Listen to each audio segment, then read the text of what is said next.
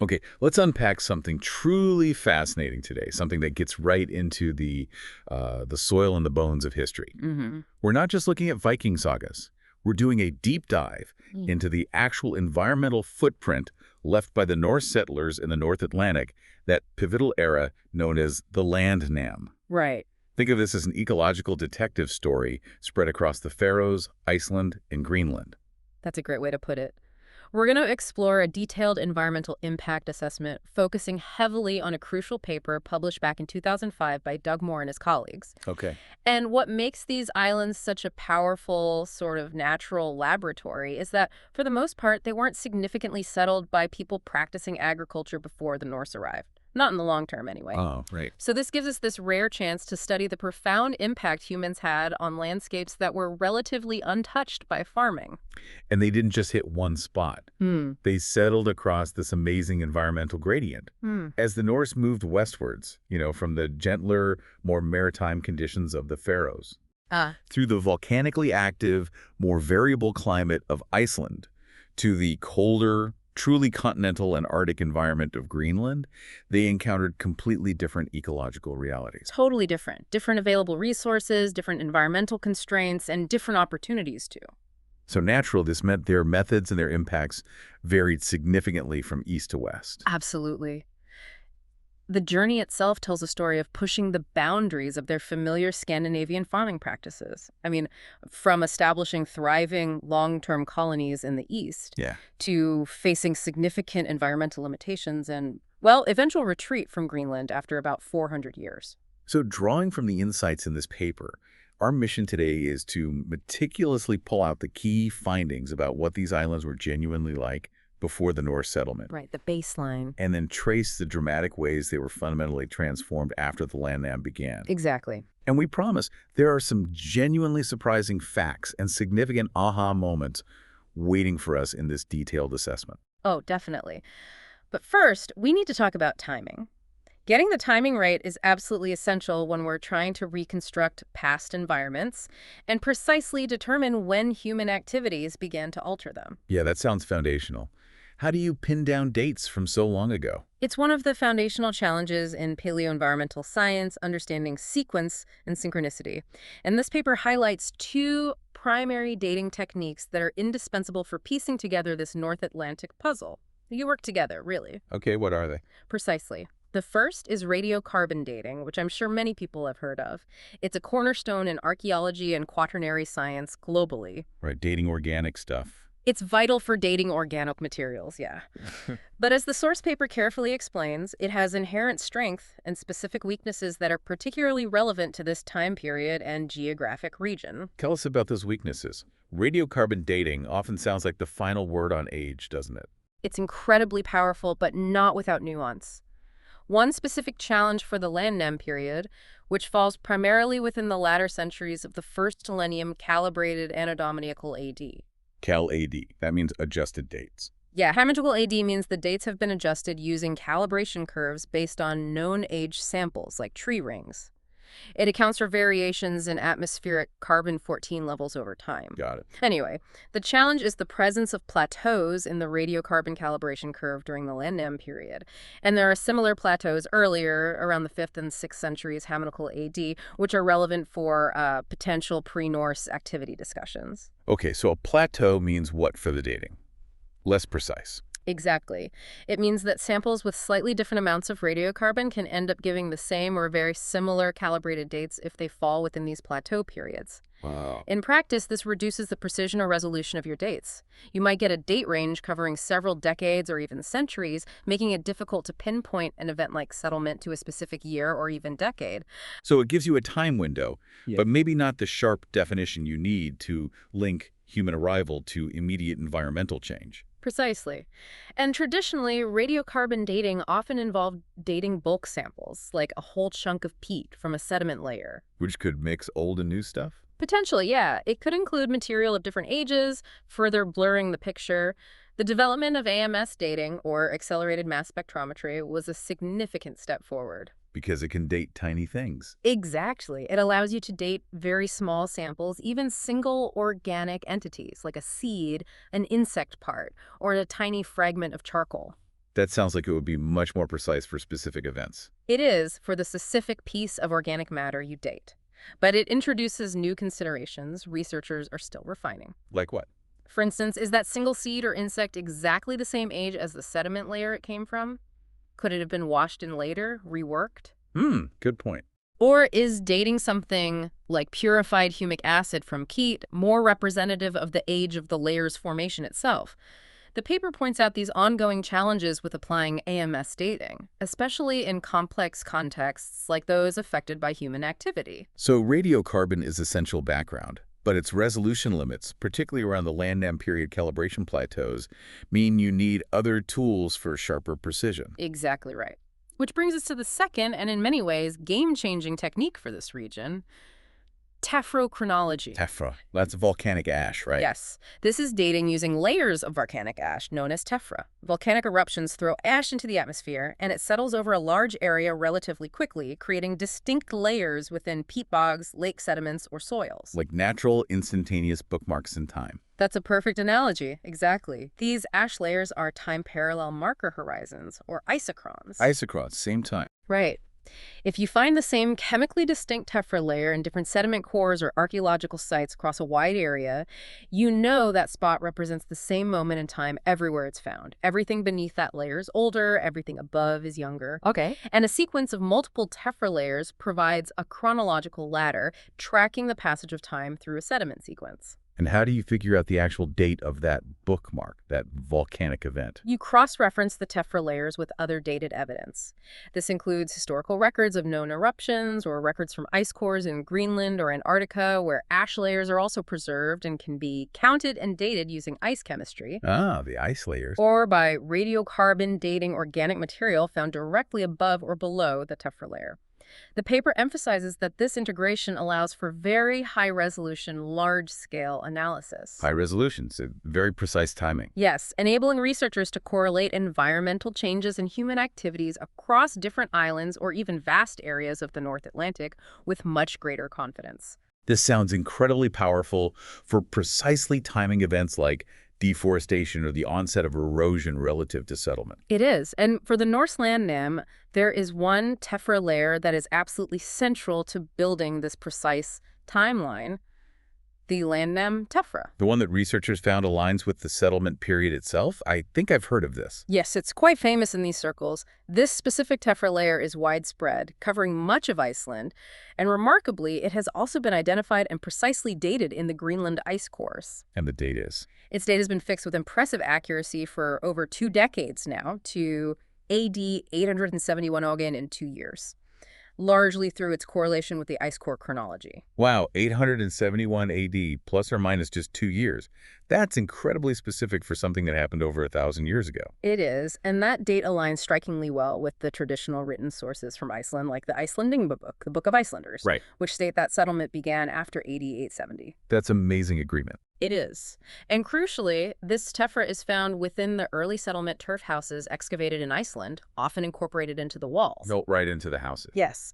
And it consistently underlies the major sudden vegetation changes, like the dramatic decline in birch pollen that paleoecologists see in sediment cores, changes clearly linked to human activity. So the science literally shows the settlers building their homes on top of ash that fell right when the historical accounts say they arrived, and then the environment immediately starts changing right after that layer.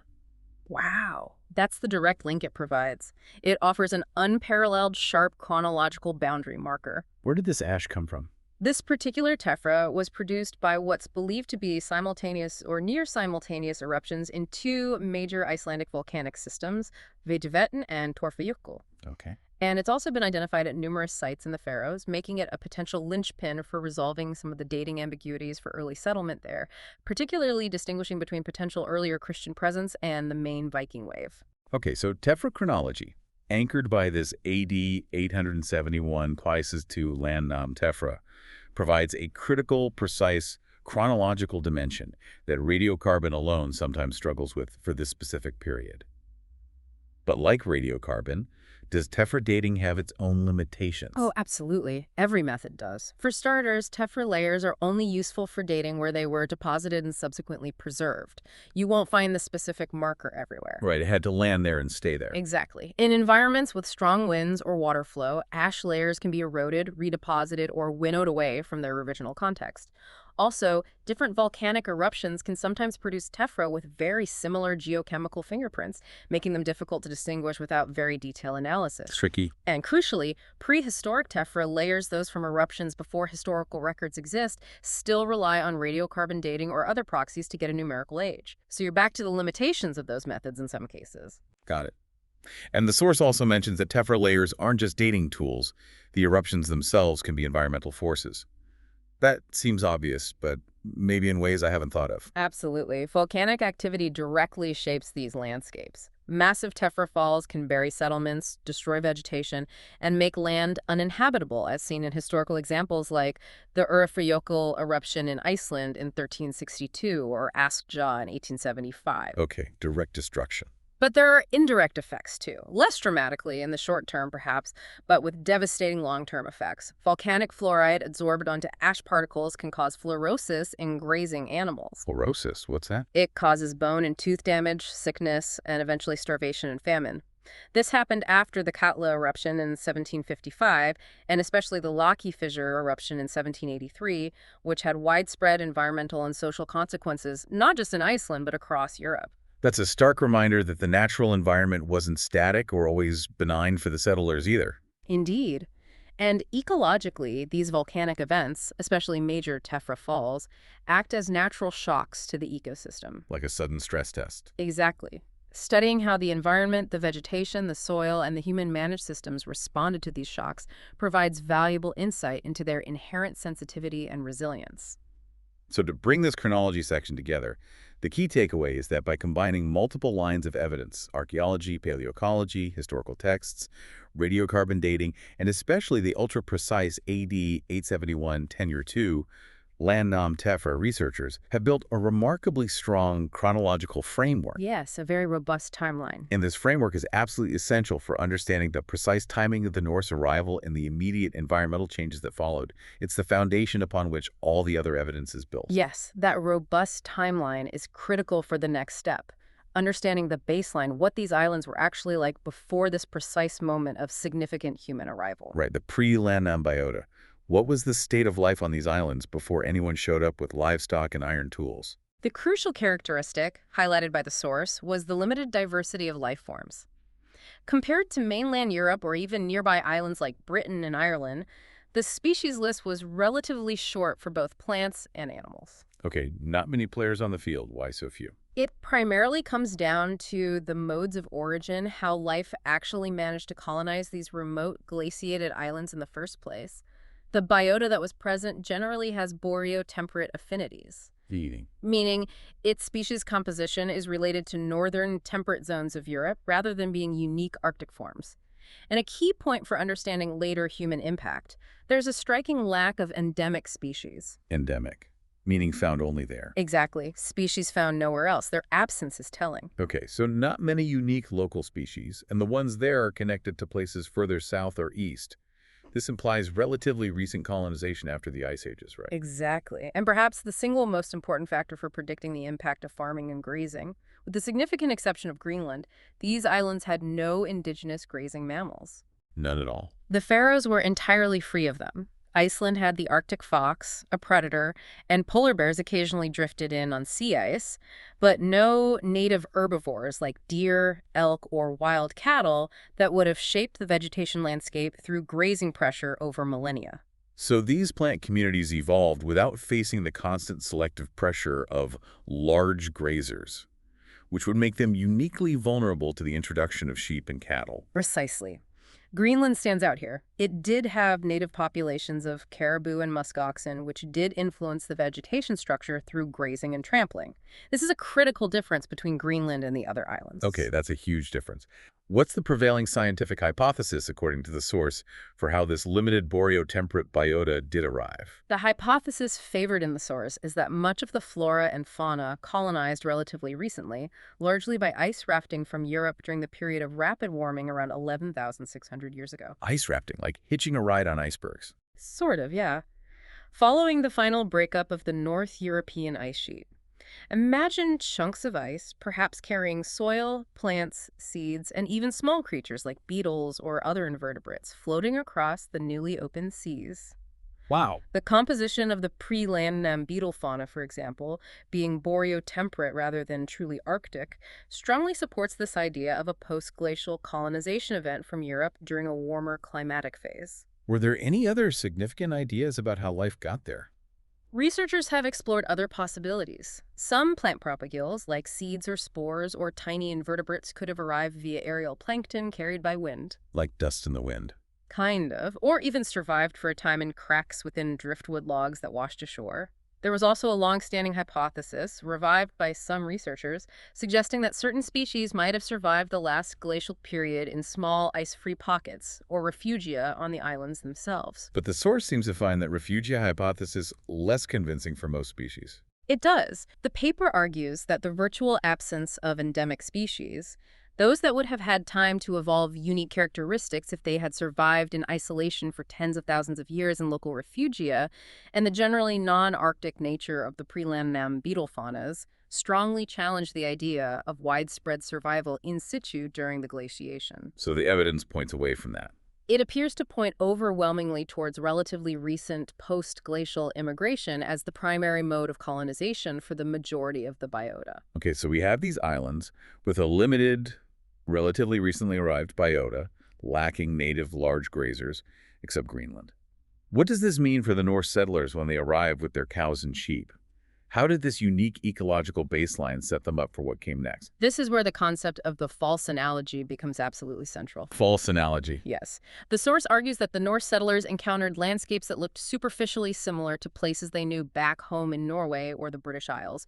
They saw areas of what appeared to be heathland, bog, and grassland.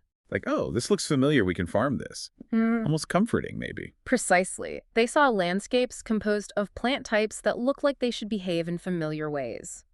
But this was a false analogy because, despite visual similarities, these ecosystems were fundamentally different at a deeper ecological level. Different in what crucial ways? They were different in their biomass productivity, how much plant matter they generated, and how that productivity was distributed throughout the year. They were different in their ecological resilience, their capacity to absorb disturbance and recover. And critically, they were vastly different in their sensitivity to erosion. Because they hadn't evolved with grazers. Exactly. These ecosystems had not evolved mechanisms to cope with constant, heavy grazing pressure from large mammals. Without the long-term coevolution with grazers, and without the full suite of soil invertebrates and fungi that process plant litter in mainland ecosystems, these island environments were structured in a way that made them incredibly vulnerable to the kind of intensive land use the Norse introduced. So their past experience actively misled them. In a way, yes. This lack of understanding of these fundamental differences, despite the familiar appearance, meant their traditional farming practices, so successful elsewhere, could have profoundly negative and unexpected consequences. It set the stage for challenges they likely did not anticipate. That false analogy idea is powerful. It really underscores why understanding the deep history and unique characteristics of an ecosystem is so critical before introducing major changes. It provides the necessary ecological context for understanding the impacts that followed. Absolutely crucial. Right. So with that baseline set and our chronological tools in hand, let's get into the main event, the landnam itself. What does the evidence tell us about the process and timing of settlement on each of these islands? Well, the timing isn't perfectly synchronous across all three groups, and there's varying evidence and ongoing debate, particularly for the earliest phases. Let's start with the Faroes, which might have the earliest hints of presence. The source mentions a writer named Dicule around AD 825. What did he observe? Dicule wrote about islands in the North Atlantic, which researchers largely identify as the Faroes, being settled by Christian Gaels, likely monks or hermits from Ireland or Scotland. Okay, Gaels, not Norse. Right. And crucially, she noted they had sheep with them. This suggests a potential human presence, with livestock, in the Faroes even before the main wave of Norse settlement is typically dated. So possibly non-Norse settlers with animals even before the Vikings arrived. That's the hypothesis, notably championed by the Faroes researcher Johansen. He proposed two periods of settlement in the Faroes. An earlier pre-Viking phase between, say, AD 600 and 700, and the main Viking landnám between 850 and 900. He used initial paleo-environmental data to support this. Was this two-phase idea immediately accepted? Seems like a big claim. Not universally, no. Some researchers, like Buckland and his colleagues, questioned the dating methods and evidence used for the earlier phase. Archaeologists like Arge also noted the lack of archaeological artifacts from that early period that would definitively confirm a widespread settlement before the Viking Age. So the archaeology for the earliest period was less convincing. Not many potsherds and things. Less clear for widespread settlement, yeah. However, later, more detailed archaeological excavations at sites like Toftanes firmly established the presence of the later Viking period settlement. That's solid. Okay.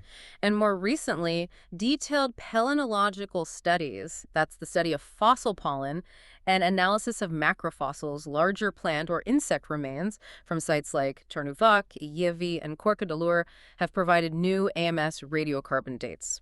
Researchers like Hannon and Bradshaw have interpreted this evidence as supporting Johansen's earlier hypothesis. Ah, so backing up the earlier date. Suggesting significant environmental changes linked to human activity starting closer to 600 AD, yes. Okay, so the environmental data seems to align more with the idea of an earlier, potentially Christian presence, while the archaeological finds are clearer for the later Viking period. That's complicated. Precisely. And this is where the chronological imprecision of radiocarbon dating in that 500-700 AD plateau period becomes a factor. Pinning down a precise start date using radiocarbon alone in that window is challenging. Which makes that tephra layer even more important. Exactly. This is why the AD 871 Milton-Acute II landnám tephra is so important. Its presence in the Faroes provides a sharp, undeniable marker for the later Viking settlement period, potentially helping to disentangle these phases. It sounds like the Faroes still hold some chronological mysteries. What about Iceland, the main focus of the sagas? Yes, the primary historical sources for Iceland are the Íslendingabók and the Landnámabók. They are foundational narratives about the settlement. And they generally place the main settlement period after AD 870, right? That date keeps coming up. They do. The Íslendingabók is very specific, mentioning settlement after AD 870 and largely complete within about 60 years. However, the source paper is careful to note that these texts were written down in the early 12th century. Much later. Well over 200 years after the events they describe. They likely served various purposes, including establishing social order and land claims, and may incorporate elements of foundation myths rather than being purely objective historical fact. So you can't just accept them as a history textbook. You have to read them critically. Exactly. But what's striking is the strong overall agreement between these historical accounts and the diverse paleo, environmental, and archaeological evidence. Like the tephra. Especially the tephra. The presence of the AD 871 Norse tephra layer, found incorporated into the earliest settlement structures and immediately preceding major environmental shifts seen in pollen records, provides compelling support for the timing of the main Norse arrival shortly after 870 AD. That specific tephra really is a powerful piece of evidence backing up the written stories. It does, although some researchers have argued for significantly earlier Norse or other settlement dates in Iceland. The bulk of the evidence across archaeology, tephrochronology, and paleoecology supports the late 9th century timeframe for the primary landnám. Settlement appears to have been remarkably rapid across the island once it began. And what about the scale? How many people arrived and settled in Iceland? That must have been a huge undertaking. Estimating the population at the end of the settlement period, say the 10th or early 11th century, is difficult based on the historical texts. Figures range wildly from 40,000 to 100,000. That's a massive range. It is. More recent estimates, based on calculations of how much pasture would be needed to support the animal populations inferred from archaeological sites and potential farm numbers, suggest a figure closer to 70,000 to 80,000 might be more realistic for the peak landnám period. That's still a huge number of people and livestock to suddenly introduce to that environment we discussed earlier, the one that wasn't used to grazers. It is, especially given its relative ecological novelty for farming. The source also highlights key excavated Viking period sites that contribute archaeological data to this picture, such as Herjolfsdalur in the Westman Islands, Pepe off the east coast. Pepe, linked to the Pepar, the Irish monks. That's the traditional link in the name, yes. But the paper notes that the idea present in some later texts that Irish monks, Pepar, were settled in Iceland before the Norse is currently not supported by the archaeological or paleo-environmental evidence that can be definitively dated to that earlier period. Interesting. So the place name might be later folklore. Possibly, or it refers to something else. The hard evidence isn't there yet. Other key sites mentioned are inland places like Granasteyr and Hofsteyr, early urban sites like Ripchavuk, and others like Grölutóttir and Frotarholt. These provide the material evidence. Okay, so Iceland's main settlement timeline is reasonably well established through the combined evidence, largely confirming the saga's time frame, even if the exact population is debated. Finally, let's move to Greenland. Colder, further west. Greenland was the last of these islands to be settled by the Norse, much later, around 985 to 1000. Again, our historical sources are primarily sagas, specifically the Grönlendinga saga and Eiríks saga Rauia. The famous accounts that include voyages to North America, like Vinland, Eric the Red saga. Yes. These sagas were written in the early 13th century based on oral traditions, and they differ in some details.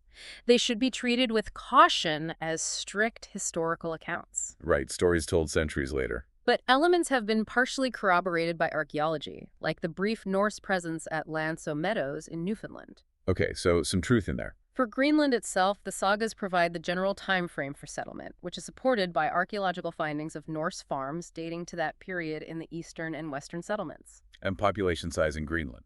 Smaller, presumably? Yes, much smaller. Estimates based on the number and size of known Norse farms suggest a total population somewhere between 3,000 and 6,000 people at their peak. And they didn't last as long? No. The Norse settlement in Greenland lasted for around 400 years, a considerably shorter time than in Iceland or the Faroes.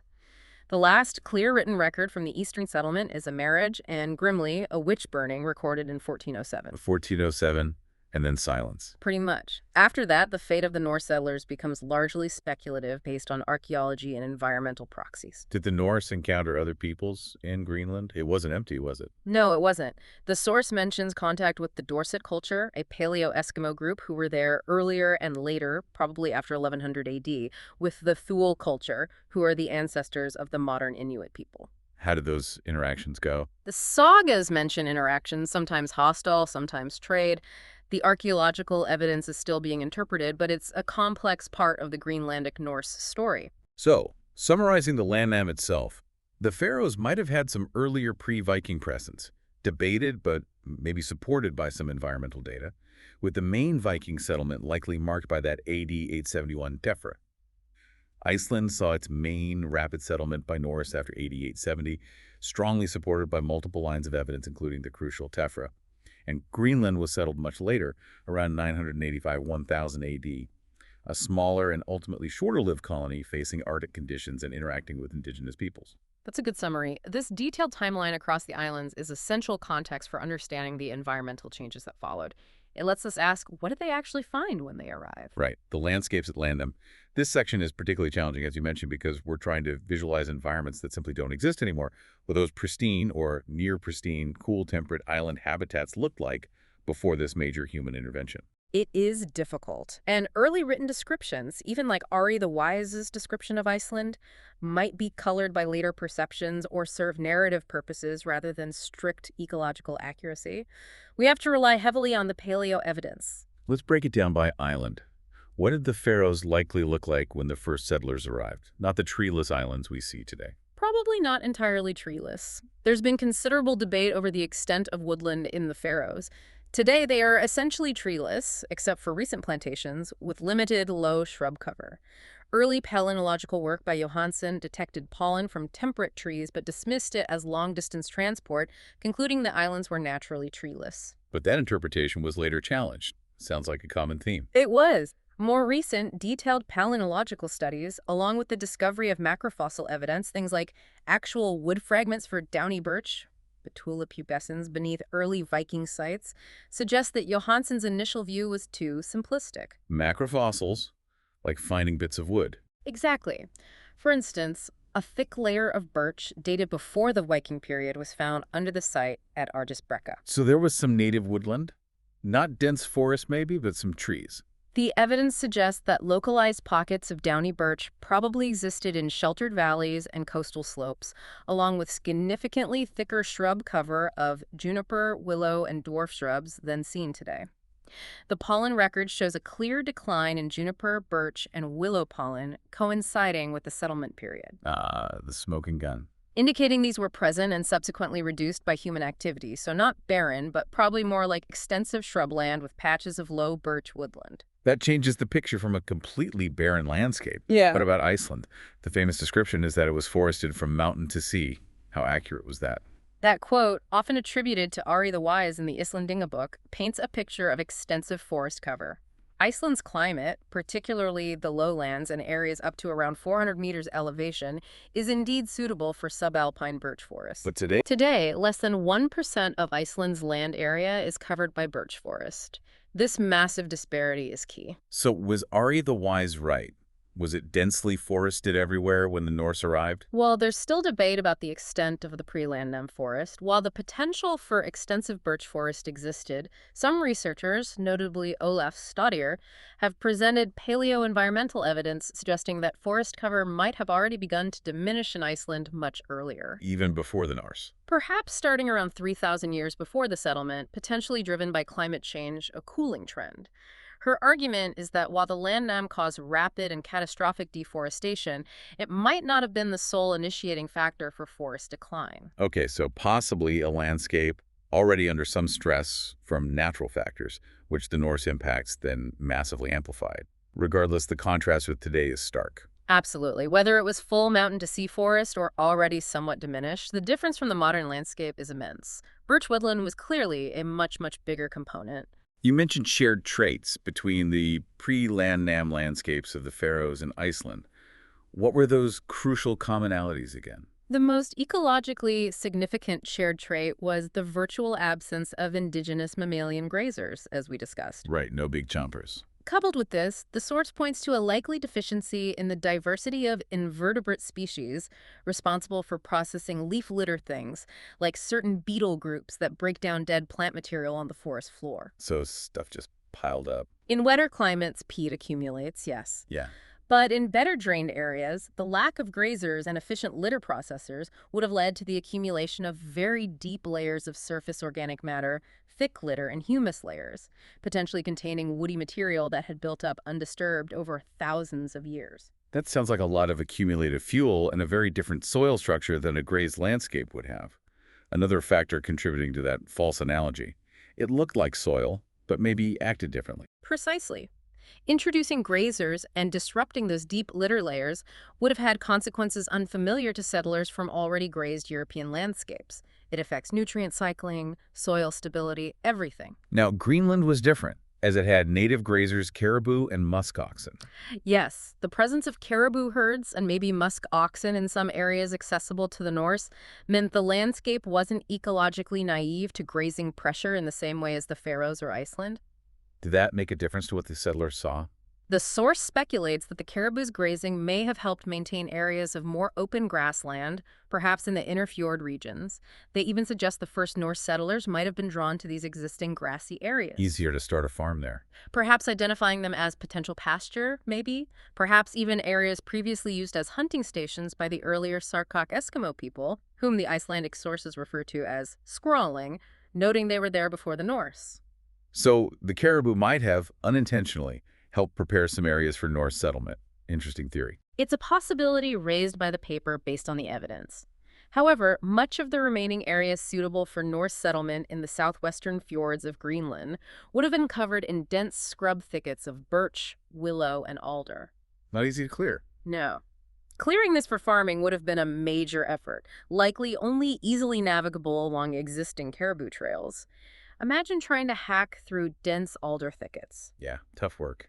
The source describes the vegetation zones in Greenland, a subarctic belt in the most sheltered, warmest valleys capable of supporting low woodland, a low Arctic belt dominated by dense willow scrub stretching north, and a high Arctic belt of heaths and tundra further inland and north. And a key limitation there. A fundamental ecological constraint, unlike the Faroes or even parts of Iceland, was that the climate in Greenland meant consistent, successful ripening of cereal crops like barley was extremely difficult, if not impossible, outside of exceptional years. This severely limited their agricultural options from the start. No breadbasket there. Definitely not. So, summing up the landscapes at Landnám. The Faroes and Iceland had limited, relatively young biotas lacking large native grazers, potentially with some birch woodland and denser scrub than today, but sensitive to grazing and disturbance. Iceland might have already seen some natural forest decline. Greenland had native grazers, maybe some existing clearings, but much dense scrub and a climate that precluded cereal farming. 3 distinct starting points that would lead to different patterns of impact. Exactly. And to understand how they impacted these landscapes, we need to examine the core of their economy, their animals. This is where zooarchaeology, the study of animal bones from archaeological sites, provides vital clues. The animal bones are essentially a record of their diet, their farming, and crucially, the biomass they introduced. They are. The Norse brought with them the standard suite of European domestic mammals: cattle, pigs, sheep, and goats. They also inadvertently introduced other species, like the house mouse, which became closely associated with their farms. These domesticated animals weren't just resources, they were the agents that fundamentally altered the ecosystems, weren't they? Especially the grazers. Precisely. They were the primary mechanism of environmental impact. The source gives us a benchmark from Norway, mentioning data from the acre site, a high-status farm. What did that show? Analysis of animal bones there showed a dominance of cattle, followed by pigs, and then caprines, that's sheep and goats combined. This composition likely reflects an ideal or preferred farming model for Norse chieftains, one they might have hoped to replicate in their new lands. Cattle-centric, with pigs important too. So, did they manage to replicate that Norwegian model when they arrived in Iceland? In the early settlement period in Iceland, roughly the 9th through 11th centuries, the zooarchaeological evidence suggests that in the richer lowland areas, they did attempt to replicate something similar to that Norwegian ideal. How do we know? Sites like Jarnargata 4 in Reykjavik, Huralstalur in the Westman Islands, and early farms in northern Iceland like Granistadir show a high proportion of cattle bones, indicating a focus on cattle raising, and also a significant presence of pig bones. So early on, it was cattle and pigs. Yes, and interestingly, within the early caprines category, sheep and goats analysis has shown substantial numbers of goats were present, particularly at some northern sites, not just sheep. But this early focus on pigs and cattle didn't persist throughout the Norse period in Iceland. Did something change? No, the data shows a clear shift over time. By the 11th and 12th centuries, there's evidence that farming strategies in Iceland changed significantly. They largely moved away from raising pigs. Pigs became less common. Why? Probably harder to sustain as the landscape changed, woodland disappeared, maybe climate shifts too. And they also reduced the emphasis on goats, shifting the balance more heavily towards sheep and cattle. Sheep and cattle became the mainstays. Yes. This emphasis on a sheep and cattle-based economy appears to be an adaptation to the changing, increasingly deforested and eroded landscape of Iceland. Dairy production seems to have been a major goal for cattle, as indicated by the age profiles of the cattle bones, many animals surviving past calfhood, suggesting they were kept for milk. So the environment they were creating forced them to change their farming practices. Adaptation in action. What about in Greenland? Colder, tougher conditions. In Greenland, where settlement began later, around AB 985-1000, they also transferred livestock to the low Arctic conditions. Early high-status farms like W51 Sandnes in the eastern settlement also show initial attempts to mirror the Norway or northern British Isles pattern. So pigs and cattle again initially. Yes, with a significant presence of pigs and cattle bones found. How successful were they with pigs in Greenland's Arctic climate? Seems like a challenge. Not very successful at all. The zooarchaeological record shows that pigs rapidly disappeared from Greenlandic Norse farms. The climate and environment simply weren't suitable for raising pigs successfully on a large scale. Not enough fodder, too cold. Makes sense. What about goats? Goats, however, remained a common component of the livestock assemblage throughout the settlement period in Greenland. They're hardier, more adaptable browsers. So the ideal farm model was even harder to maintain in the harsher Greenlandic environment. Beyond domestic animals, did they rely much on wild resources? Or was it all farming? Oh no, they relied heavily on wild resources, and this is where the flexibility and adaptability of the Norse settlers are clearly demonstrated. The utilization of wild species, evident from the wild animal bones found on their farms, reveals a greater responsiveness to local conditions compared to their imported farming strategies. So they learned to live off the local land, too. What kind of wild resources did they use? In southern Iceland, there's compelling zooarchaeological evidence for the extensive use of wild birds, including bones of the now extinct great auk. The great auk. Wow. Easy prey, I suppose. Apparently a readily available resource in the early period, yes. They also hunted various seal species and porpoises, and there's evidence from early sites in Reykjavik, and even reflected in Icelandic place names, suggesting native Icelandic walrus populations existed at the time of landnám. Walrus populations native to Iceland? That's surprising detail, not just visitors from Greenland. Yes, the bone evidence, including young animals, suggests local breeding populations, not just individuals that drifted over, and these were hunted. Fascinating. What else? In northern Iceland, bones show that freshwater fish like trout and Arctic char were important supplements to their diet. Analysis of bones from Mývatn area sites indicates extensive use of migratory ducks and their eggs. Ptarmigan were hunted, seabirds too. And you mentioned something about early trade and resource management, not just hunting for immediate food. Yes, marine fish bones found at inland sites in northern Iceland, far from the coast, suggest that preserved marine fish, likely dried cod, were being caught, processed, and distributed inland relatively early in the settlement period. So internal trade networks developed quickly. It suggests an established internal trade network before the development of large-scale commercial fisheries much later. And regarding the ducks at Mývatn, historical records hint at a potentially sophisticated conservation strategy. Conservation? How so? Where farmers maintained a sustained yield by collecting only one egg from each nest, rather than taking them all and depleting the population. That's fascinating evidence of both resource exploitation and possibly a form of sustainable management happening concurrently with the large-scale environmental changes being driven by their livestock. Shows a complex picture. It does. In Greenland, the reliance on wild resources was even more critical.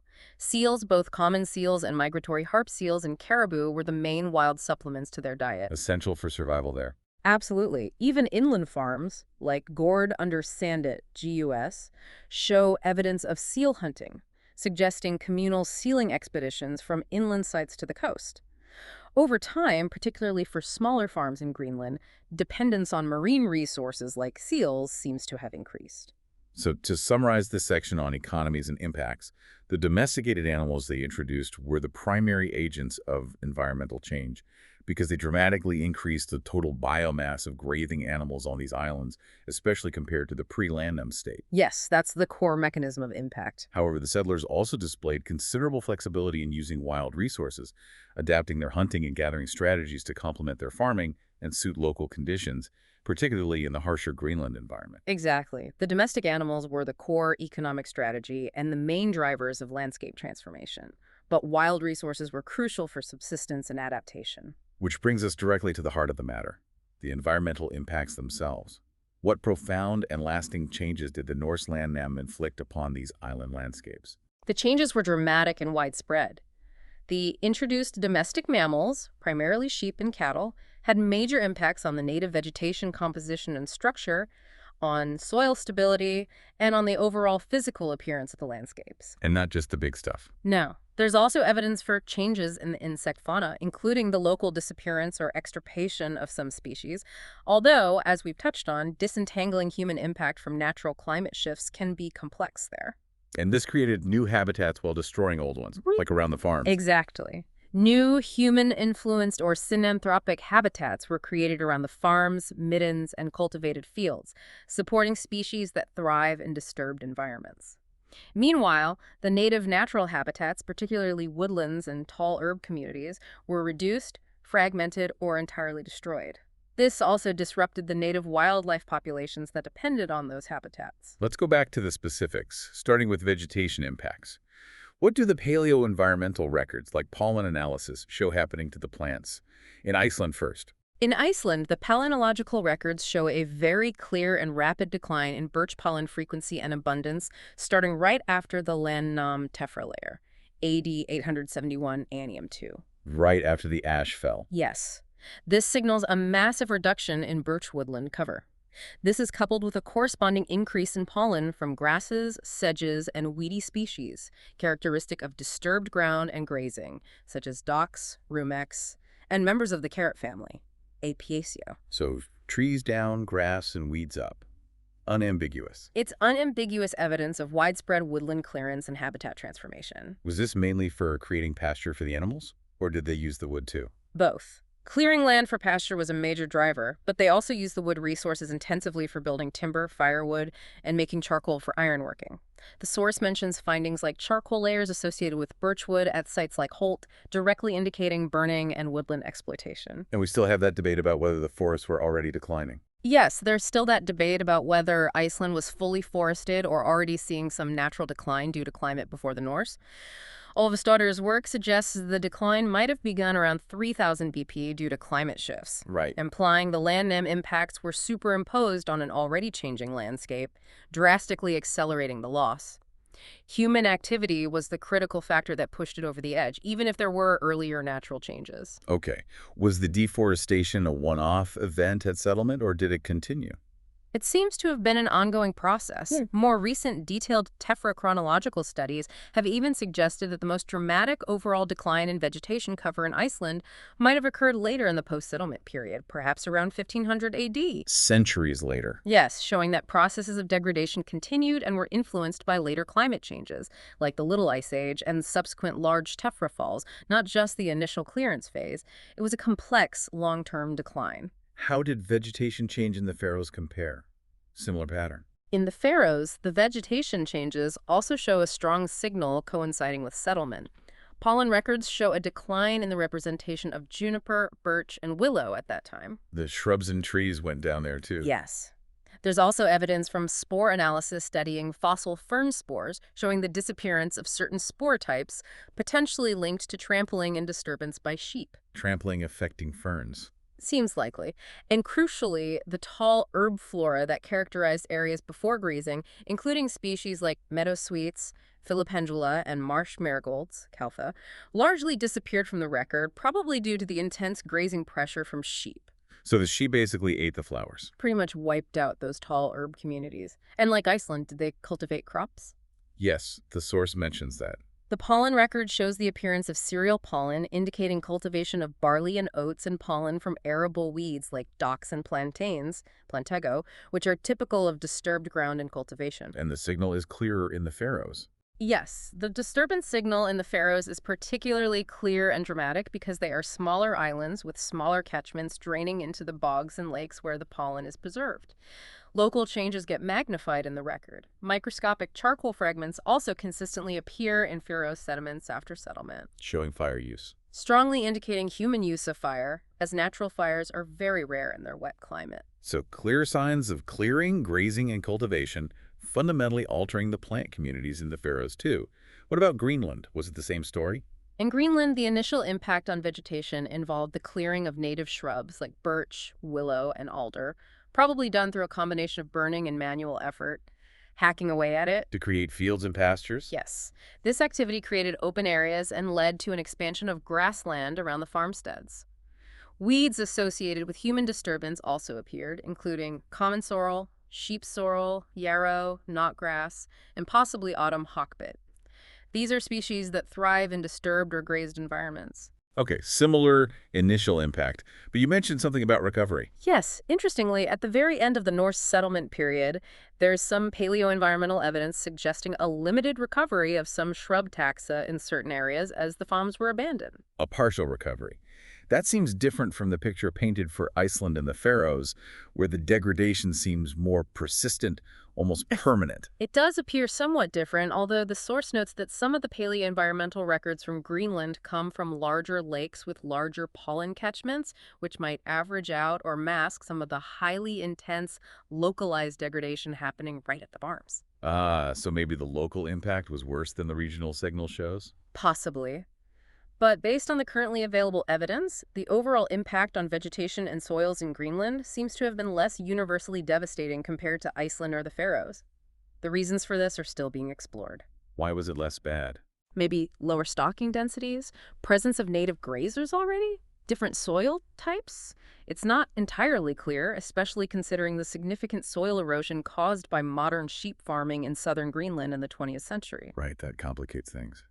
Moving from plants to the ground itself, what did the Norse impacts do to the soils? You mentioned erosion.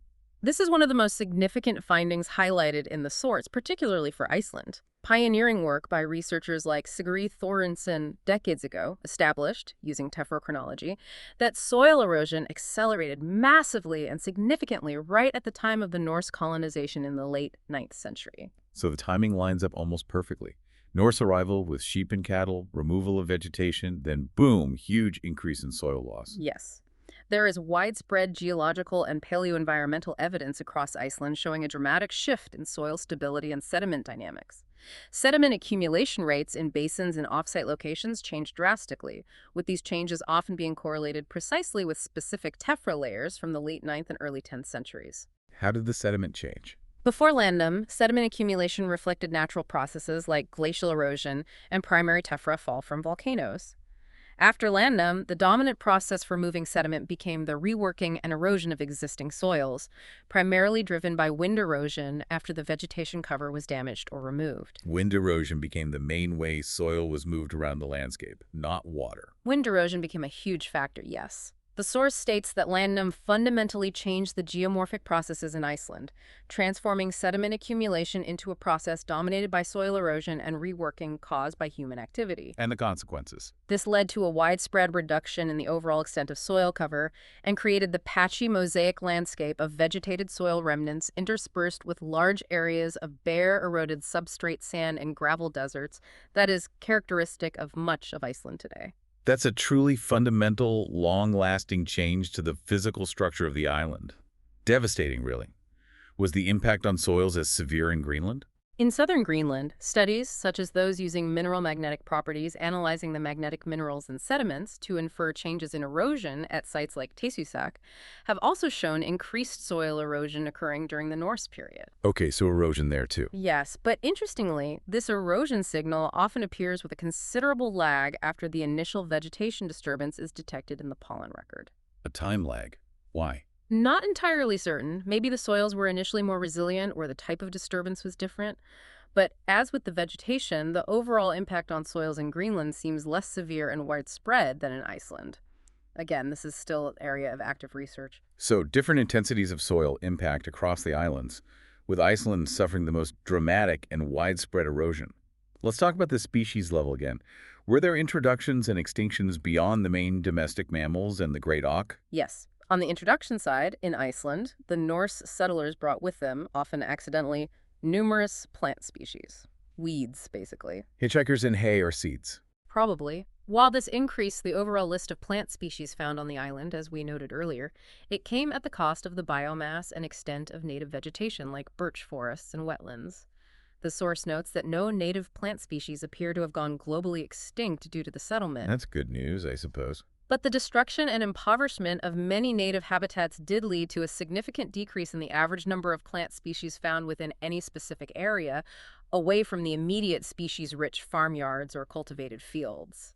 So more species on the island overall, but specific native plant communities becoming less diverse or disappearing entirely. A shift in the type of biodiversity may be less unique. Precisely. It's a change in composition and spatial distribution. Now, for insects, there's evidence from studies of fossil insect remains that some native insect species disappeared or became extirpated locally extinct from the Faroes and Greenland after settlement. Which ones? For example, the ground beetle Colestis micropterus in the Faroes and a couple of others, Euesthetus leviusculus and the leaf beetle Furtora polaris in Greenland. Was that linked to the human activity, or could climate change be a factor there too? It's always tricky to separate. That's often the key question, especially when dealing with shifts around the cooling period of the Little Ice Age. For instance, the small water beetle Hydranum brittinae disappeared from southern Iceland in the late 14th century. Climate or habitat loss? Its extinction could be linked to cooling climate making its habitat unsuitable, or it could be related to the destruction of the sheltering birch woodlands it might have relied on. It's frequently difficult to cleanly separate the effects of climate change and direct human habitat destruction when looking at extinction events in the paleo record. Makes sense. What about introduced insects? Were there many hitchhikers besides the house mouse?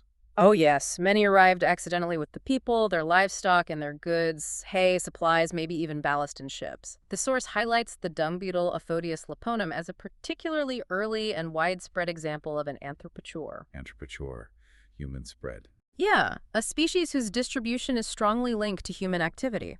It's found in both the Faroes and Iceland immediately after settlement. That makes perfect sense, with all the new dung being deposited by cattle and sheep. A new niche opened up. It does. Interestingly, the source notes a notable apparent failure for many typical European dung beetle species to successfully establish in Norse Greenland. Really? Why not? Plenty of dung there too, presumably. They speculate this might be due to the genuinely Arctic climatic conditions, which were perhaps too harsh, even in the settlement areas, for species adapted to milder European climates, or perhaps because animals were kept stalled more completely during the long winters, or their dung was collected and used as fuel. Using dung as fuel would certainly limit beetle food sources. Exactly. Less dung lying around.